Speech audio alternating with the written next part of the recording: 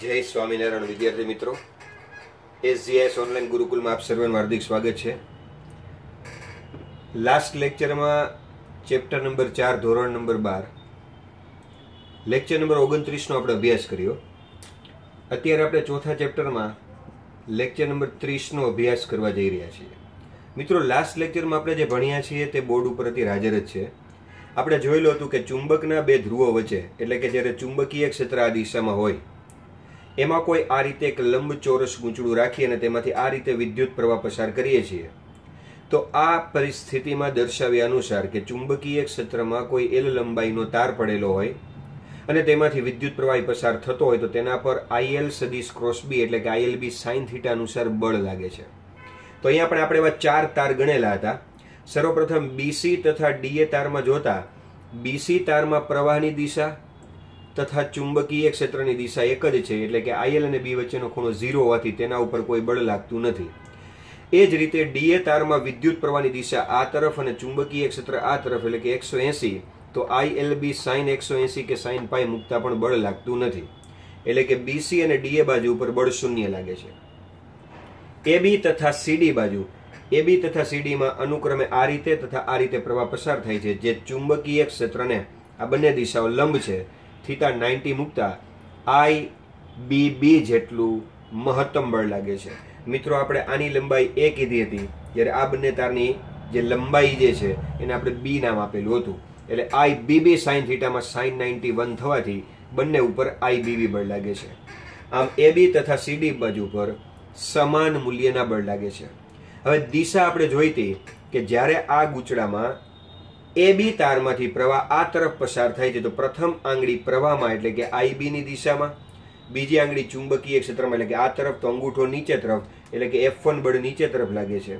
જ્યારે આમાં પ્રવાહની દિશા ઉલટાઈ જતા આ પ્રથમ આંગળી જે આ તરફ હતી અને ચુંબકીય ક્ષેત્ર આ તરફ હતું એની એટલે મિત્રો આ પ્રથમ આંગળી જે છે આપણે આ તરફ કરી અને ચુંબકીય ક્ષેત્ર આપણે આ બાજુ રાખીએ એટલે અંગૂઠો ઉપર તરફ આવે એટલે આના પર ઉપર તરફ બળ લાગશે. તો સમાન મૂલ્ય અને પરસ્પર વિરુદ્ધ દિશાના બંને બળો છે. આપણે બુક રાખી અને આ વસ્તુ જોયેલી હતી કે આ બાજુ ઉપર નીચે તરફ બળ લાગે છે, આ બાજુ ઉપર તરફ બળ લાગે છે. પરિણામે આ ગૂંચળું છે એ આ રીતે ભ્રમણ કરશે, જેને આપણે એમ કહીશું કે ગૂંચળા ઉપર ટોર્ક લાગ્યું, ચાક ગતિ માટે જે જવાબદાર છે. હવે મિત્રો, આ ટોર્ક વિશે આપણે આગળ સમજવાનું હતું. તો આપણે અહીંયા જોઈએ કે ધારો કે અત્યારે આ બરોબર ગૂંચળાનું મધ્ય બિંદુ છે અને આ ગૂંચળાના મધ્ય બિંદુથી જે આ બળ લાગે છે લંબ અંતર કેટલું હશે એ આપણે જો તપાસ કરવા જઈએ, કારણ કે આપણે ટોર્કના સૂત્રમાં જરૂર પડશે. દાખલા તરીકે ગૂંચળું પડેલું છે, આપણે તેમ કીધેલું કે આના ઉપર નીચે તરફ બળ લાગે છે આ બાજુ ઉપર, જ્યારે આ બાજુ ઉપર તરફ બળ લાગે છે. એટલે સમાન મૂલ્ય પરસ્પર વિરુદ્ધ દિશાના બળો છે આમ, પરંતુ એક રેખસ્થ નથી. તમે જોઈ શકો છો આની કાર્યરેખા આ છે, જ્યારે આની કાર્યરેખા આ છે. તો જ્યારે સમાન મૂલ્ય પરસ્પર વિરુદ્ધ દિશાના બળો અને એક રેખસ્થ ન હોય તો તે બળ યુગ્મની ચાક માત્રા એટલે કે ટોર્ક રચે છે. તો તે ટોર્કનું સૂત્ર શું છે?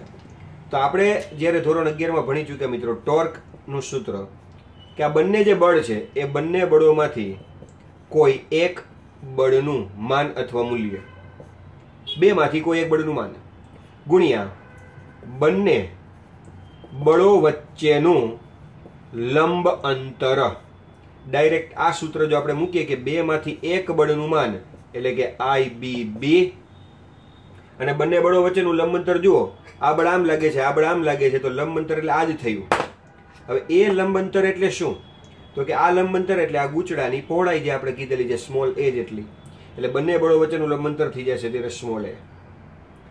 હવે અહીંયા I એટલે પ્રવાહ છે, B એટલે ચુંબકીય ક્ષેત્ર છે, પણ આ જે B અને A છે એ મિત્રો A એટલે આમ લંબાઈ માપેલી છે અથવા પહોળાઈ માપેલી છે એમ કહો, અને B એટલે આમ લંબાઈ છે. તો A અને B આ બંનેનો ગુણાકાર કરો, લંબાઈ ગુણ્યા પહોળાઈ એટલે આનું ક્ષેત્રફળ મળે ગૂંચળાનું. એટલે આ B ગુણ્યા એટલે ક્ષેત્રફળ થશે, એટલે ટોર્ક બરાબર આ વિદ્યુત પ્રવાહ, આ બંનેનો ગુણાકાર એટલે ગૂંચળાનું ક્ષેત્રફળ અને આ ચુંબકીય ક્ષેત્ર. એટલે કે અત્યારે આ કન્ડિશનમાં આ ગૂંચળા પર IAB જેટલું ટોર્ક લાગશે. હવે મિત્રો, બીજી આ ઘણી બધી રીતે આ સૂત્ર સાબિત કરી શકાય છે. આપણે જે ટેક્સ્ટ બુકમાં આપેલું છે એની પણ ચર્ચા કરી. એમાં શું કહેલું છે કે બંનેના ટોર્ક અલગ અલગ ગણ્યા છે. અત્યારે આપણે બળ યુગ્મની ચાક માત્રા ગણી લીધી કે બે માંથી એક બળનું માન ને બંને બળો વચ્ચેનું લંબ અંતર, ત્યાં અલગ અલગ કર્યું છે. આ બળ વડે અલગ ટોર્ક, આ બળ વડે અલગ ટોર્ક, આનો ટોર્ક 1, આનું ટોર્ક 2. હવે આ શું કરશે ટોર્ક? તો કે ગૂંચડાને માનો કે આ લાગતું જ નથી બળ અને આ એક જ લાગે છે, તો શું થશે એ વિચારો. આ એક જ અહીંથી આમ નીચે લાગતું હતું એટલે ગૂંચડાને આ રીતે ફેરવે, એટલે કે વિષમ ઘડી. ચલો આ નથી લાગતો અને આ ઉપર તરફ લાગે, જો આને ઉપર તરફ બળ લગાડો તો પણ આને વિષમ ઘડી જ ફેરવે. એટલે કે આ બંને દ્વારા ટોર્ક અલગ અલગ ગણવું, આના દ્વારા ટોર્ક 1, આના દ્વારા ટોર્ક 2, પણ બંને ફેરવે તો ગૂંચડાને વિષમ ઘડી જ છે. એટલે કે જ્યારે પરિણામી ટોર્ક ગણવું છે તો મારે આ બંને ટોર્કનો સરવાળો કરવો જોઈશે. તો ત્યાં અલગ અલગ ટોર્ક ગણ્યા છે. ચાલો તો આપણે એ રીતે પણ જોઈએ કે કુલ ટોર્ક બરાબર બંને ટોર્કનો અત્યારે સરવાળો, ટોર્ક 1 પ્લસ ટોર્ક 2. હવે જ્યારે તમે આવી રીતે એક બળ વડે લાગતું ટોર્ક ગણતા હોય તો આ રીતે સૂત્ર નું આવે, 2 માંથી 1 બળનું માન અને બંને બળો વચ્ચેનું લંબંતર, એવું નું આવે. તો તમે ધોરણ 11 માં સૂત્ર શું ભણી ગયા યાદ કરો કે ટોર્ક એટલે તો કે એક જ બળ છે એટલે બળનું માન. કોઈ એક તરફની જ વાત કરું છું, કાં તરફની બળનું માન. અને એવા સમયે તમારે જોવાનું બળની કાર્યરેખાનું ઉગમ બિંદુથી લંબંતર, એના વડે ગુણાકાર કરવાનો, ઉગમ બિંદુથી લંબંતર. તો એવું પણ કરી શકાય કે ચાલો મારે માત્ર આ ઉપર તરફ બળ લાગે છે આની જ ગણતરી કરવી છે, તો આની કાર્યરેખા આખી ઊભી થઈ ગઈ, ઉગમ બિંદુ એટલે અત્યારે અહીંયા થયું, તો ત્યાંથી આનું લંબંતર આટલું. ઓલું શું હતું જેનું બંને બળ ગણતો હતો તો બંને બળો વચ્ચેનું લંબંતર હતું, આ બંને વચ્ચેનું. પણ હવે જયારે એક જ બળની વાત કરું છું તો આની કાર્યરેખાનું ઉગમ બિંદુથી લંબંતર, તો સ્વાભાવિક છે કે આટલું અંતર આપણી પાસે એ છે, તો આટલું અંતર શું થશે? a/2. એટલે અત્યારે અહીંયા ટોર્ક એટલે બળનું માન તો આપણે જે છે IBB અને લંબંતર a/2. તો આ બાજુ જેટલું જશે એટલું જ આ બાજુ થશે, કારણ કે એનું માન પણ IBB જ છે અને એનું પણ ઉગમ બિંદુથી લંબંતર ગણો એટલે કુલ a માંથી આટલું a/2 હોય તો આટલું પણ a/2 જ થવાનું છે. તો એના વડે પણ આ જ થયું, એટલે કે આપણું સ્ટેપ થશે IBB a/2 પ્લસ પાછું IBB a/2. તો સ્વાભાવિક છે કે a/2 પ્લસ a/2 આ બે કોમન કાઢો તો a થયા, તો ટોર્ક બરાબર IBB અને a થયું, આ a/2 પ્લસ a/2 a. તો ફરી પાછું આ જ કન્ડિશન આવી ગઈ કે a ગુણ્યા b એટલે ક્ષેત્રફળ, તો આ લંબાઈ ગુણ્યા પહોળાઈ એટલે ક્ષેત્રફળ, તો ટોર્ક બરાબર I ગૂંચડાનું ક્ષેત્રફળ અને b. તો આટલું જ ટોર્ક ગૂંચડા પર લાગશે, જે ટોર્ક ગૂંચડાને ચાક ગતિ અથવા ભ્રમણ કરાવશે. હવે મિત્રો અહીંયા એક જ આંટાવાળું ગૂંચડું રાખેલું હતું, કદાચ આવી રીતના એક આંટો, પછી 2 આંટા, 3 આંટા, n આંટા લગાડેલા હોય તો તેના પર લાગતું ટોર્ક આપણે NIAB ગણીશું, એટલે કે ગૂંચડાના આંટાઓની સંખ્યા વડે આપણે ગુણી નાખીશું. રેડી? ચલો આ જે કન્ડિશન જોઈ હતી ને મિત્રો, આપણે એમ કહ્યું કે ભાઈ આ રીતે ગૂંચડું રાખ્યું છે, ચુંબકીય ક્ષેત્ર આમ છે, તો આ રીતે ફરવા મળશે. પણ જ્યારે ચાલો ગૂંચડું ફરતું ધારો કે આ રીતે થયું, હવે આ કન્ડિશનમાં શું થશે? કારણ કે આપણે તો પહેલા આ બંને બાજુ છે એની પ્રવાહની દિશા અને ચુંબકીય ક્ષેત્રની દિશા સમાન ગણીને આ બંને ઉપર બળ નહોતા ગણ્યા આપણે, કારણ કે sin 0 થઈ જાય તો બળ લાગતું નહોતું. પણ જો આમ થઈ જશે તો પ્રવાહનો આમ જશે, ચુંબકીય ક્ષેત્ર આમ છે, તો આ બંને બાજુઓ ઉપર પણ બળ લાગશે. તો આ કન્ડિશનમાં શું થશે એની પણ આપણે ચર્ચા કરી લઈએ. મિત્રો આ બધી જ વસ્તુ આપણે ચાક ગતિમાં ટોર્કના ટોપિક જ્યારે ચાલેલા છે ત્યારે ભણી ચૂક્યા હોય છે, પણ અત્યારે જો કે કોઈ ખાસ એવા ડીપ નોલેજની જરૂર નથી, આપણે તો આ બે સૂત્ર આવડતા હોય તો પણ અત્યારે આપણને ચાલે એવું છે. તો લેક્ચર નંબર 30 માં અત્યારે આપણે શું ભણી રહ્યા છીએ? વિદ્યુત પ્રવાહ ધારિત ગૂંચડા પર બાહ્ય ચુંબકીય ક્ષેત્ર દ્વારા લાગતું ટોર્ક. આપણને ટોપિકનું નામ પણ ખ્યાલ હોવું જોઈએ આપણે શું ભણી રહ્યા છીએ, કે ચુંબકીય ક્ષેત્ર દ્વારા ગૂંચડા પર લાગતું ટોર્ક. તો ચાલો ફરી પાછું, હવે આપણે છે ને ગૂંચડાના બંને ધ્રુવ અને એવું બધું દોરતા નથી, આ થઈ ગયું એ ચુંબકીય ક્ષેત્ર થઈ ગયું આ તરફ આખું. હવે એની અંદર ગૂંચડું જે છે એ જરા ક્રોસ થઈ ચૂક્યું છે. ક્રોસ એટલે આપણે વાત કરીએ છીએ એમ આમની બદલે અત્યારે ગૂંચડું આમ છે, આખું ક્રોસ. તો આ રીતના ગૂંચડું છે, આ ક્રોસ પડ્યું છે આવી રીતના. ચલો આ કન્ડિશનમાં આનો પ્રવાહ આમ જશે એટલે પ્રવાહની દિશા આમ થઈ, ચુંબકીય ક્ષેત્રની દિશા એટલે ખૂણો 0 નથી થતો, એટલે આના ઉપર પણ બળ લાગશે, આના ઉપર પણ બળ લાગશે. ચલો બંને ઉપર બળ તો સરખા જ લાગવાના છે, કારણ કે બંનેની લંબાઈ સરખી છે, પ્રવાહ સરખો છે, ચુંબકીય ક્ષેત્ર સરખું છે. એટલે જે આપણી પાસે બળનું સૂત્ર છે IL ક્રોસ B, એટલે કે ILB sin θ, એમાંથી I તો આ બાજુમાંથી ને આ બાજુમાંથી પ્રવાહ તો સરખો જ પસાર થવાનો છે, લંબાઈ પણ આ બંનેની સરખી છે, ચુંબકીય ક્ષેત્ર પણ સરખું છે, અને આનો જેટલો ખૂણો થીટા આમ હશે એ જ આ રીતના કંઈક રચાણો હશે, એટલે મૂલ્ય તો ચાલો સરખું થયું. આપણે દિશા જોઈએ મિત્રો, કદાચ ધારો કે આના ઉપર 5 ન્યૂટન લાગ્યું, આના ઉપર પણ 5 ન્યૂટન લાગ્યું. હવે આમાં જોવાનું એ છે કે આ ગુચડું જ્યારે આમ થાય તો પ્રવાહ પસાર થશે આ તરફ. હવે એ તરફ જ્યારે પ્રવાહ પસાર થાય છે એટલે જમણા હાથની પ્રથમ આંગળી પ્રવાહની દિશામાં આમ ક્રોસમાં રહેશે. આ રીતે આ ગુચડું છે, આ પ્રથમ આંગળી પ્રવાહમાં, ચુંબકીય ક્ષેત્રમાં બીજી આંગળી, તો અંગૂઠા આમ તરફ. IL ક્રોસ B ચુંબકીય ક્ષેત્ર, તો અંગૂઠા આમ તરફ. એટલે આના ઉપર શું લાગ્યું? બહાર તરફ બળ લાગ્યું. અહીંથી પ્રવાહ આમ જાય છે, અહીંથી પ્રવાહ આમ જાય છે. અચ્છા, અહીંથી પ્રવાહ આમ જઈને પછી અહીંથી પ્રવાહ નીચે ગયો. તો આપણે જેમ આમાં વાત કરી, પ્રવાહ ઉપર જાય છે, ચુંબકીય ક્ષેત્ર આમ છે, અંગૂઠો આ તરફ બહાર તરફ બળ લાગ્યું. તો આમાં શું થશે એ જોઈએ. તો આમાં પ્રવાહ નીચે છે એટલે જમણા હાથની આંગળી આમ નીચે ગોઠવાઈ જશે. ચુંબકીય ક્ષેત્ર આ બાજુ છે તો અંગૂઠો કઈ તરફ આવ્યો? આ તરફ. એટલે કે આના ઉપર આમ બહાર તરફ બળ લાગ્યું. હવે તમે વિચાર કરો કે આના ઉપર અને આના ઉપર જ્યારે આ કન્ડિશનમાં તો આ બંને બાજુ ઉપર બળ લાગતા જ નહોતા. હવે ટોર્કના કારણે ગુચડું ભ્રમણ કરે છે, આમ તો આ બંને બાજુ ઉપર બળ લાગે છે, 5-5 ન્યૂટન લાગે છે, પણ આ તરફ લાગ્યું, આ તરફ. તો બંને બાજુ જ્યારે આમ બળ લાગે તો ગુચડું ક્યાં જશે? તો કે આમે નહીં જાય, આમે નહીં જાય. એટલે કે આ બંને બળો એકબીજાને અસર નાબૂદ કરશે. અત્યારે આ કન્ડિશનમાં લાગતા જ નહોતા બળ, આ કન્ડિશનમાં બળ લાગ્યા તો પણ સમાન મૂલ્યના લાગ્યા, પરસ્પર વિરુદ્ધ દિશામાં લાગ્યા ને એક રેખસ્થ લાગ્યા. આ બળ આમ લાગે છે, આ બળ આમ લાગે છે, એટલે પરિણામે બળ તો અહીંયા શૂન્ય જ થયું. એટલે આપણે આ બાજુ ઉપર બળ ગણવાની કોઈ વાત આવી જ નહીં. હવે આ બંને બાજુ ઉપર બળ, તો કે એના ઉપર તો જે રીતે લાગતા હતા એમ જ લાગે. અહીંયા નીચે લાગે છે, અહીંયા ઉપર લાગે છે. એ જ રીતે અહીંયા નીચે લાગ્યું બળ, આ જગ્યાએ ઉપર તરફ બળ લાગ્યું. આ જે લાગે છે એમ લાગે જ છે. પણ ફેરે પડ્યો મિત્રો કે જ્યારે અહીંયા આપણે ગણતા હતા તો બંને બળોની કાર્યરેખાનું લંબાંતર આ થતું હતું. લંબાંતર એટલે સીધું. એ હવે આ ગુચડું આમ થઈ જવાથી, આ ક્રોસમાં થઈ જવાથી આ બળ અહીંયા આવ્યું તો આ બળની કાર્યરેખા અહીંયા તમે જુઓ, અહીંયા જ ખબર પડી જાય છે. ચાલો, આ બંને બળ રાખ્યા છે, બંને વચ્ચેનું લંબાંતર અત્યારે આટલું છે, આટલું એટલે એ જ એટલું. હવે આને આપણે આમ કરી નાખી અને આ બળ જો અહીંયા લાગે, અહીંની બદલે અહીંયા લાગે એટલે અહીંયા આવી જાય. પેલા અહીંયા હતું, જ્યારે આમ હતું ત્યારે અહીંયા હતું. હવે આમ થયું તો આ બળ અહીંયા આવી ગયું. તો જો પેલા અહીંયા હતું, હવે અહીંયા આવી ગયું, તો આ બંને વચ્ચેનું લંબાંતર ઘટી ગયું. એવી જ રીતે આમાં પણ ફેરફાર થાય. આ મેં તમને એક તરફ સમજાવ્યું. તો પેલા જે અહીંયા હતું આ રીતના લાગતું હતું બંને બળ, તો આ બંને વચ્ચેનું લંબાંતર આ થતું હતું એ હવે નહીં થાય. કારણ કે આના ક્રોસ થવાથી, આ ગુચડું આમ ક્રોસ થવાથી આ બળ પણ અહીંયા આવ્યું, આ બળ પણ અહીંયા આવ્યું. તો હવે શું થશે? પહેલા કરતા લંબાંતર ઘટી ગયું. એટલે આપણે હવે લંબાંતર પાછું શોધવું પડશે. તો એના માટે આપણે શું કરીશું? તો ચાલો આપણે એક વસ્તુ વિચારીએ કે સર્વપ્રથમ આ ગુચડું એક ક્ષેત્રફળ ધરાવે છે, લંબાઈ ગુણ્યા પહોળાઈ. અને ક્ષેત્રફળ ધરાવે છે એટલે એને કંઈક ક્ષેત્રફળ સદિશ છે. યાદ રાખજો, ક્ષેત્રફળ સદિશ રાશિ છે. એની દિશા જે તે સમતલને લંબ સ્વરૂપે લેતા હોઈએ છીએ આપણે. તો લંબ સ્વરૂપે એટલે સપોઝ આ ગુચડું આમ હતું તો લંબ સ્વરૂપે તમે આ રીતે પણ લઈ શકો, આ રીતે પણ લઈ શકો. પણ એક સામાન્ય નિયમ તમને સમજાવું, જમણા હાથના અંગૂઠાનો નિયમ. ગુચડામાંથી જ્યારે પ્રવાહ પસાર થતો હોય તો જમણા હાથની આંગળીઓ પ્રવાહની દિશામાં વાળી નાખવાની.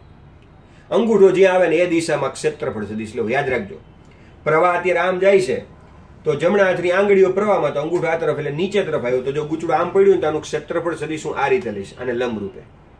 અને જો પ્રવાહ આમ આવતો હોત તો આપણે જમણા હાથની આંગળી આમ વળે તો અંગૂઠો ઉપર તરફ, તો આને લંબ રૂપે આપણે આ રીતે ક્ષેત્રફળ સદિશ લેતા. રેડી? સમજાઈ ગયું? ચલો, અત્યારે આપણે ક્યાં લઈશું? નીચે. પ્રવાહ આ રીતે જાય છે એટલે હવે આ કન્ડિશનમાં ક્ષેત્રફળ સદિશ નીચે હતો આમ. હવે ગુચડું જ્યારે ભ્રમણ કરે છે, આમ ભ્રમણ કરીને થયું, તો ક્ષેત્રફળ સદિશ તો આ સમતલને લંબ જ રહે. એટલે જે પેલા આમ હતું એ આ રીતે આમ ક્રોસમાં થઈ ગયું, એટલે ક્ષેત્રફળ સદિશ આમ જતો રહ્યો. યાદ રાખજો, જો એ ઉપર હોત, ધારો કે પ્રવાહ આમ હોત તો ક્ષેત્રફળ સદિશ આમ લેત, અને ગુચડું ભ્રમણ કરે એટલે આમ ક્ષેત્રફળ સદિશ આમ થઈ જાય. આ બાજુ ભ્રમણ કરે તો આમ થાય. આવી રીતના ક્ષેત્રફળ સદિશ સાથે હોય. તો ચાલો, અત્યારે ગુચડું આમ છે, ક્ષેત્રફળ સદિશ આમ છે ક્રોસમાં. ચાલો, અને યાદ કરો, આમ કોણ હતું? આમ તો કે આમ ચુંબકીય ક્ષેત્ર હતું. એટલે કે ચુંબકીય ક્ષેત્ર અને આનો ક્ષેત્રફળ સદિશ એ બે વચ્ચે કંઈક ખૂણો બને છે. અહીંયા રૂબરૂમાં તો આ બધું છે ને મિત્રો, ઘણું બધું સરખું રાખીને સમજાવી શકાય. પણ હવે અત્યારે આપણી પાસે વિડીયો લેક્ચર સિવાય અત્યારે કોઈ ઉપાય નથી. એટલે આ છે ચુંબકીય ક્ષેત્ર જે સીધું જાય છે આમ, અને ગુચડું આમ થઈ જવાથી જો અહીંયા આ રીતે પણ સમજી શકાય કે આ ગુચડું છે, આ હાથ છે એ ગુચડું છે, આ ક્ષેત્રફળ સદિશ છે. તો ગુચડું આમ થયું તો ક્ષેત્રફળ સદિશ આમ થઈ ગયો. જો તો ચુંબકીય ક્ષેત્ર તો આ બાજુ છે જ આમ સીધું. જો ફરી પાછું આમ જ્યારે ગૂંચળું હતું ત્યારે ક્ષેત્રફળ સદિશ ક્યાં ગયો? નીચે. ચુંબકીય ક્ષેત્ર આમ હતું. હવે આ ગૂંચળું ભ્રમણ કરીને આમ થયું તો એ અને બી વચ્ચેનો ખૂણો જે આ કન્ડિશનમાં 90 હતો, કારણ કે એ નીચે જતો હતો, બી આમ હતો, એ હવે કંઈક ખૂણો થીટા બની ગયો. એ વસ્તુ આપણે આકૃતિમાં દર્શાવીએ કે આ બ્લેક છે એ ચુંબકીય ક્ષેત્ર છે અને ધારો કે આ જે છે એ ક્ષેત્રફળ સદિશ, તો આ બંને વચ્ચે ખૂણો થઈ ગયો થીટા. ચલો આ ખૂણાનું આપણને શું કામ છે? તો કે આપણે જે લંબ અંતર ફરી ગયું ને એ આપણે શોધવાનું છે. તો ચલો એ આપણે કઈ રીતે શોધી એની ચર્ચા કરીએ. તો કે હમણાં કીધું એમ કે ઉપર તરફ લાગતું બળ આમ થઈ ગયું હતું, જેને આપણે F2 નામ આપતા હતા. નીચે તરફ લાગતું બળ આ રીતે થઈ ગયું હતું, F1. હવે આ બે આમ ક્રોસ થઈ ગયા હતા આ રીતે, એટલે કે આ બળ અહીંયાથી ઉપર, અહીંયા બળ નીચે. હવે આમ થઈ ગયા હતા. તો આ જે ક્રોસ થયો, ક્રોસ એ તો ખબર છે આ એ જેટલું છે, આખી આ જે ચોપડો છે ને એ ગૂંચળાની પહોળાઈ, ચોપડાની ગૂંચળાની એ છે. તો આમ જ્યારે કરી નાખું તો આમ ક્રોસમાં જે માપવું એટલે ક્રોસ એ તો એ રહેવાનું જ. એટલે જો કદાચ અહીંથી અહીં સુધીના નામ આપ્યા હોય કે ભાઈ દાખલા તરીકે આ M છે અને આ N છે, તો M થી N, તો MN જે ભાગ છે એ જેટલો થયો. હવે આપણે તો શું કરવાનું છે? તો કે આપણે તો આ બળની કાર્યરેખા આ થાય છે, આ બળની કાર્યરેખા આ થાય છે. આપણે તો એ બે વચ્ચેનું લંબ અંતર શોધવાનું છે. તો લંબ અંતર અહીંયા કઈ રીતના મળશે? આ રીતે. તો કે લંબ અંતર ભાઈ હાલો ધારો કે આ રીતના આપણે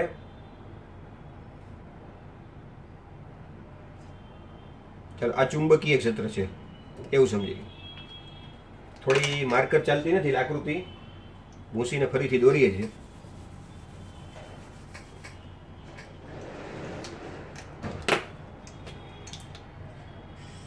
ચાલો ઉપર તરફ બળ F2 એટલે તમારે પણ રિવાઇઝ થઈ જાય.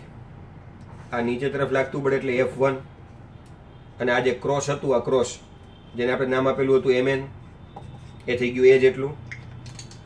ચલો આ છે એ આ બળની કાર્યરેખા છે, આ છે આ બળની કાર્યરેખા છે. હવે આને આપણે ગૂંચળાનું કેન્દ્ર ગણીએ તો આ રીતે આ ચુંબકીય ક્ષેત્ર આ દિશામાં સુરેખ જતું હતું. હવે આ ગૂંચળું જે ક્રોસ થયું છે અત્યારે, આને પણ આપણે રેડ કરી દઈએ એટલે તમને અલગ રંગ દેખાય. તો ચાલો MN ભાગ જે છે એ ક્રોસમાં થયો, આ રીતે આ ક્રોસમાં એ જેટલો છે. હવે આપણે તો આ બાજુ અને આ બાજુ એ બે વચ્ચેનું લંબ અંતર માપવું છે. એટલે કે સપોઝ આને આપણે M ડેશ, આને આપણે N ડેશ કહીએ, તો આપણે આ વસ્તુ માપવી છે M ડેશ N ડેશ. અત્યારે આપણે આ ખબર છે MN એ જેટલું છે. હવે આપણે આ માપવું છે કારણ કે બળો નજીક આવ્યા. જ્યારે ચોપડો આમ થઈ ગયો એટલે જે બળની કાર્યરેખા આ હતી એની બદલી બળની કાર્યરેખા આ થઈ, તો આ અંતર એ છે, તો આપણે આ આડું અંતર માપવું છે M ડેશ N ડેશ. ચલો હવે આપણે બીજું શું જોઈ શકીએ કે ગૂંચળું જ્યારે આમ ક્રોસ થાય છે તો આ તરફ કોણ હતું? એનો ક્ષેત્રફળ સદિશ યાદ છે તમને. એ આને હંમેશા લંબ હોય એટલે તમને જે MN ભાગ દેખાય છે એ MN ભાગને લંબ રૂપે આ એ સદિશ હોય અને બ્લુ જે બી છે તો આ બંને વચ્ચેનો ખૂણો એ થીટા હોય. એ અને બી વચ્ચેના ખૂણાને આપણે થીટા કહે છે.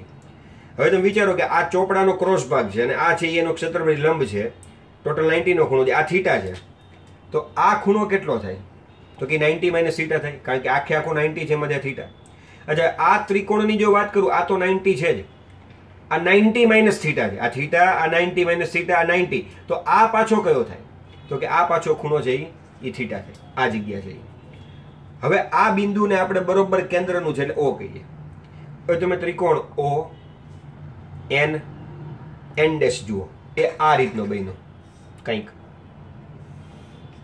આ ભાગ છે એ O છે, આ ભાગ છે એ N ડેશ છે અને આ ભાગ છે એ N છે.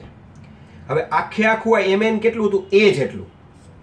આખે આખું MN એ જેટલું. તેમાંથી આટલો ભાગ ઉગણું ON, આટલો તો A/2 થાય, એટલે ON ભાગ A/2. અને આ ખૂણો જે છે આ ખૂણો એ થીટા થયેલો હતો.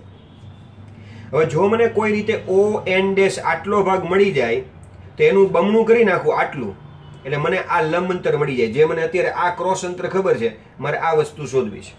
તો આમાં બહુ સરળ વસ્તુ થઈ ગઈ કે અહીંથી હું સાઇન થીટા લઉં.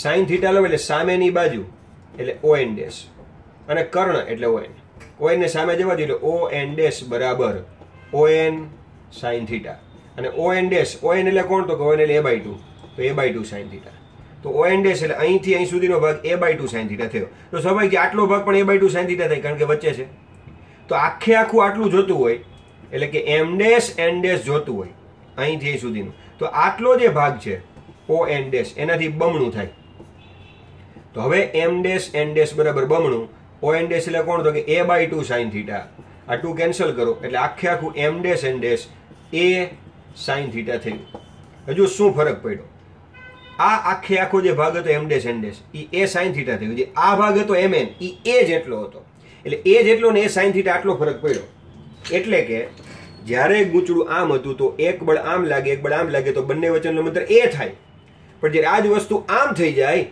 તો આ તો એનું ક્રોસ અંતર કહેવાય હવે આ જો a હોય તો એનું આ લંબ અંતર a સાઇન થીટા થાય એટલું સમજવાનું થયું આપણે રેડી અને હવે જ્યારે આપણે ટોર્કનું સૂત્ર મૂકીએ પહેલાની જેમ કે બે માંથી કોઈ એક બળનું માન તો એક બળનું માન કેટલું હતું IBB હતું અને બંને વચ્ચેનું લંબ અંતર હવે થયું a સાઇન થીટા પહેલા હતું a હવે સાઇન થીટા ફરી પાછું આ લંબાઈ ગુણ્યા પહોળાઈ એટલે તો જે પહેલા ટોર્ક થતું હતું I આ બેની જગ્યાએ ક્ષેત્રફળ a અને b IAB થતું હતું હવે અહીંયા ફક્ત ફરક પડ્યો સાઇન થીટાનો એટલે ગૂંચળું જે રીતે ભ્રમણ કરે છે તો એમાં સાઇન થીટામાં જે થીટા છે જે a અને b વચ્ચેનો ખૂણો છે a અને b વચ્ચેનો ખૂણો એ ખૂબ અગત્યનો ભાગ ભજવે છે અને અહીંયા જો n આંટાવાળું ગૂંચળું હોય તો ટોર્ક બરાબર NIAB સાઇન થીટા લખી શકો તો જે પહેલા આપણે જે સૂત્ર મેળવ્યું તો IAB અથવા NIAB તો ખાલી શું લાગ્યું સાઇન થીટા લાગ્યું રેડી મિત્રો તો આ રીતે આપણે n લગાડીને ટોર્કનું સૂત્ર મેળવ્યું હવે આપણને એમ થાય કે સાઇન થીટા આવે છે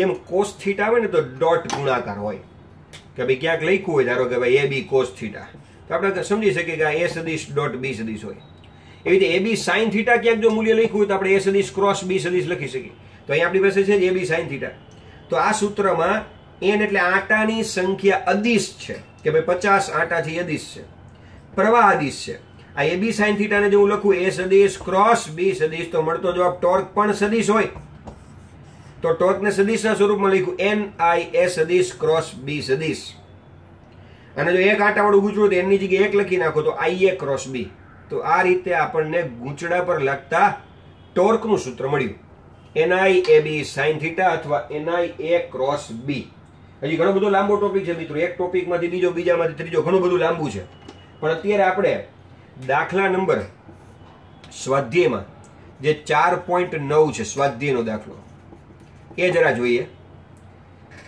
સ્વાધ્યાયના 4.9 નંબરમાં કીધું છે 10 સેન્ટીમીટર બાજુવાળા ચોરસ ગૂંચળાને ચલો ચોરસ ગૂંચળું આપ્યું છે અને ચોરસ ગૂંચળું હોય ને બાજુની લંબાઈ 10 સેન્ટીમીટર તેનું ક્ષેત્રફળ કેટલું થાય તો કે ક્ષેત્રફળ એટલે લંબાઈ ગુણ્યા પહોળાઈ એટલે 10 ગુણ્યા 10 એટલે ડાયરેક્ટ લખી નાખીએ આપણે 100 ગુણ્યા એને મીટરમાં ફેરવો એટલે 10 ની ઉપર -4 મીટર સ્ક્વેર ચાલો આવું એક ગૂંચળું છે એની અંદર 20 આંટા છે અને તેમાંથી 12 એમ્પિયર પ્રવાહ પસાર કરી છે એટલે આંટાઓની સંખ્યા 20 પ્રવાહ જે છે એ 12 એમ્પિયર છે અને આગળ જે માહિતી આપણને આપેલી છે આ ગૂંચળું શિરોલંબ લટકાવેલું છે શિરોલંબ એટલે ધારો કે આ ગૂંચળું છે અને સમજી લો કે આ બધા આંટા જ થયા જો તો એ ગૂંચળું આમ લટકાવેલું છે એમાંથી 12 એમ્પિયર પ્રવાહ પસાર થાય શિરોલંબ આ રીતે લટકાવેલું છે અને આ ગૂંચળાના સમતલને લંબ આનું સમતલ આમ છે એને લંબ એટલે આમ અથવા આમ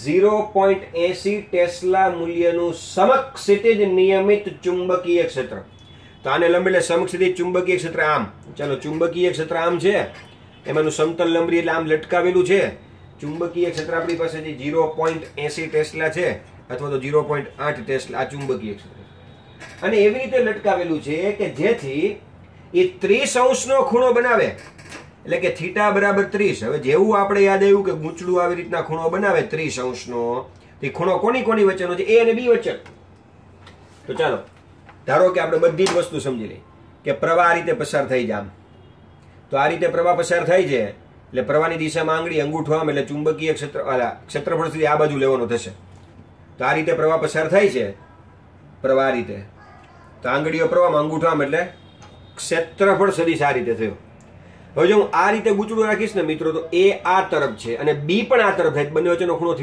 0 થાય. પણ એ 30 અંશનો ખૂણો કીધો છે, એનો અર્થ એમ કે ગૂંચળું આમ પડેલું છે ક્યાંક, કે એ આમ છે ને બી આમ છે ને, એ અને બી વચ્ચેનો ખૂણો જે છે ને એ 30 અંશનો છે. આ રીતના કન્ડિશન થઈ. તો પ્રશ્ન એ છે મિત્રો કે ગૂંચળા પર કેટલું ટોર્ક લાગશે. ફરી સમજી દો. એક ચોરસ ગૂંચળું છે જેનું ક્ષેત્રફળ આ છે, એની અંદર આટા આટલા છે, એની અંદર પ્રવાહ આટલો છે, એનું સમતલ ચુંબકીય ક્ષેત્ર લંબરી એવી રીતના ચુંબકીય 0.8 ગોઠવેલું છે. પણ આ ગૂંચળાનો એ અને બી વચ્ચેનો ખૂણો 30 અંશ, એટલે એ આ તરફ થયું, બી આ તરફ થયું, ખૂણો 30 અંશ. રેડી? તો ટોર્કનું સૂત્ર આપણી પાસે છે NIAB sin θ. સરળ સૂત્ર છે, આમાં આપણે કિંમત મૂકી દઈએ મિત્રો. ટોર્ક બરાબર n એટલે આટાની સંખ્યા 20 છે, વિદ્યુત પ્રવાહ 12 છે, ક્ષેત્રફળ 100 ગુણ્યા 10 ની ઉપર -4 છે, b 0.8 છે અને ખૂણો sin 30 છે. ચાલો બધી કિંમત મૂકી દીધી. તો 12 ગુણ્યા 20 એટલે 240. 240 માંથી મિત્રો એક મીંડું એને આપો ને 24 કરી નાખો એટલે 8 નીકળી જાય. આ પોઈન્ટ નીકળી જાય એટલે 8 થઈ ગયું. sin 30 એટલે 1/2 થાય.